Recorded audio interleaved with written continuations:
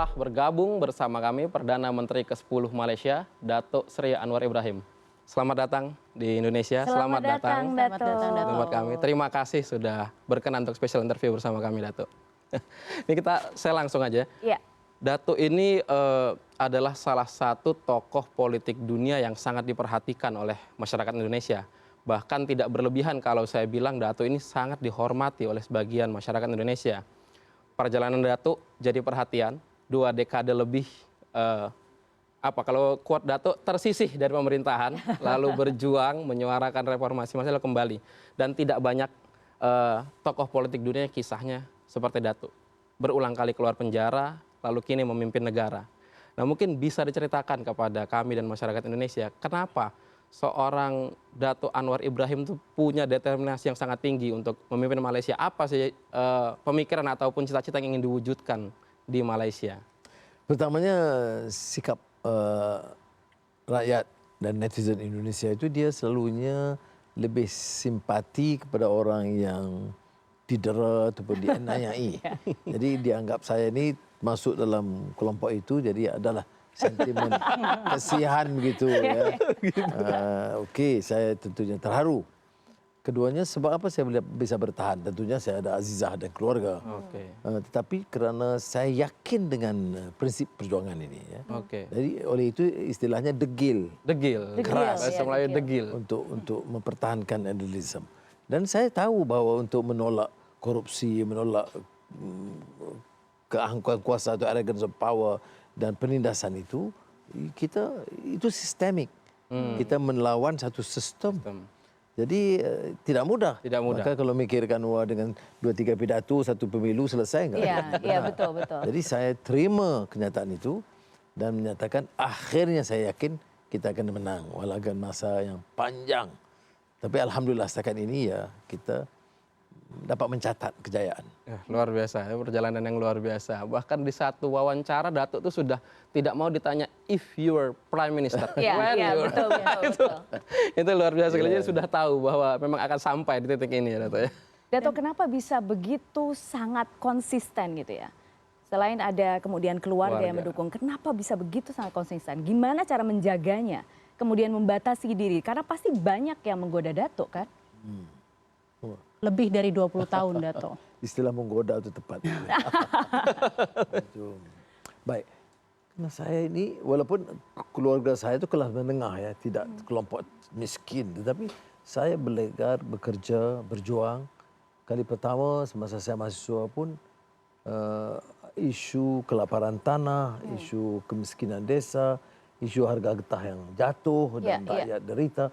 Jadi bagi saya itu isu conscience, soal hati nurani. Jadi soal ini yang saya sebut keyakinan ini. Kalau kita yakin betul bahwa orang ini telah dianiayai, dizalimi, jadi kita ni elemen sedar dalam masyarakat harus mengetuk pintu hati dan conscious menyatakan harus berbuat sesuatu yang bermakna. Walaupun kita akui tidak mudah. Dan membayar harga yang agak sedikit mahal. Oh, sedikit masih?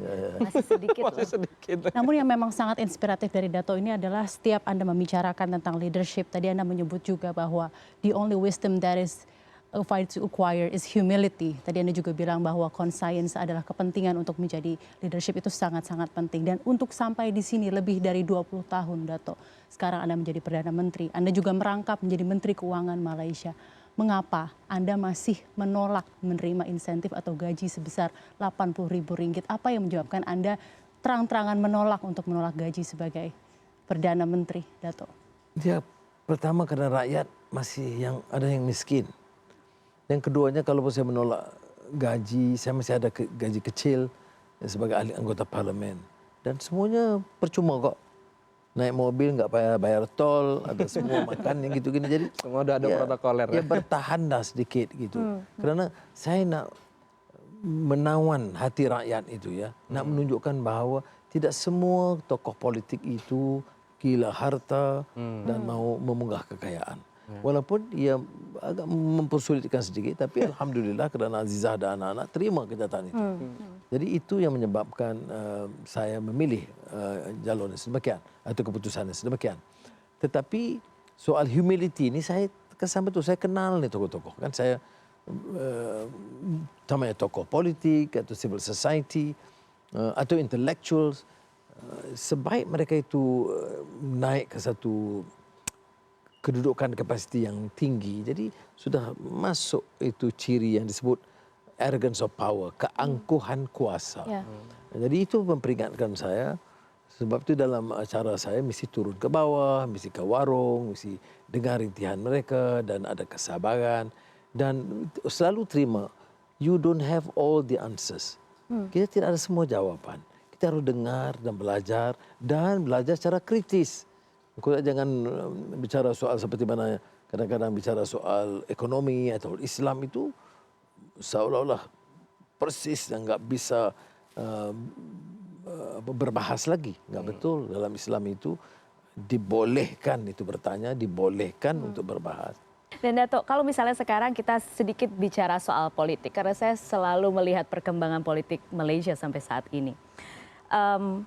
Pemilu sudah dan bertarungnya habis-habisan, tapi sepertinya rekonsiliasinya lama betul, Dato, prosesnya. Apa yang kendalanya sekarang apa? Di Malaysia kalau dibandingkan dengan Indonesia atau beberapa negara lain itu permusuhannya terlalu tajam. Ini sebenarnya mungkin warisan dari cara style pimpinan Mahathir. Siapa yang tidak dukung dia itu musuh dan mesti tangkap atau di apa-apakan begitu ya. Dan ini terus berkembang sehingga sekarang. Ya. Tetapi alhamdulillah cepat kita memikir soal negara, soal masa depan, soal kestabilan politik. Jadi untuk kita membentuk koalisi dengan prinsip ini, tata kelola, tolak rasuah atau korupsi, itu bila disepakati itu diterima. Dan saya ada dukungan 2/3 majoritas. Jadi cukup untuk mentadbir dengan tenang. Jadi mudah-mudahan rakan-rakan di oposisi itu tidak terlalu mempertajamkan. Dan saya juga minta mereka hindari ini kenyataan menghukum orang, mengkafirkan orang. Itu kalau itu diringankan, jadi kita boleh berdialog dengan baik. Proyek untuk menyelesaikan masalah kemiskinan itu besar di Malaysia untuk infrastruktur. Tapi rasuah, keuntungan, penipuan itu terlalu. Jadi kalau kita boleh selamatkan $1 billion, saya yakin itu $1 billion.